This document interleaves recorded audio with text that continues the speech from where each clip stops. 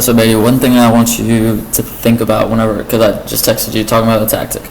All right, so with defense, because that's why I'm talking to you about it. These are kind of who I see as our defenders. Okay, so you have Chapman, Nicholas, Hadaway, Rishi, who else? Ferguson, and then Oscar. He actually has Grafton playing center back for him. Okay, so one thing that as I was just thinking about this stuff, one thing that I noticed is that we have center back, center back, center back, center back, center back. So they all play center back for their club teams, and then Chapman, we're gonna make him into an outside back.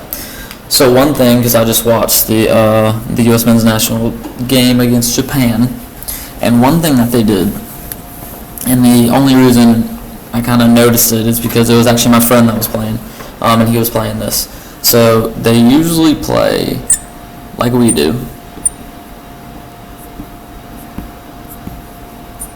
Like this. Okay?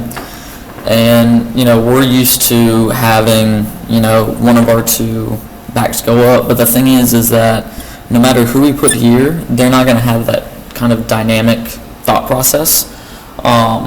So what the men's national team actually did is that Sam, he actually would go up even as far as a winger.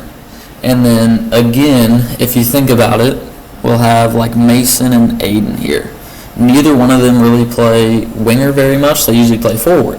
So that would almost get those two back in their primary position of playing forward. Of course, Ryan or Jackson or Kyle is that other winger.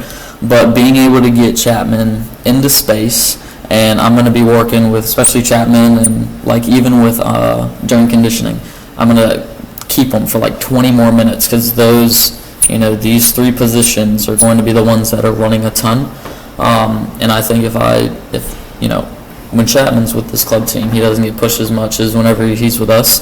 But being able to almost get that fourth forward up, and then whenever that ball comes back, we're able, especially, and this will be a little bit easier since we did have a little bit of three in the back. But it's not like once he goes up, we all just shift over.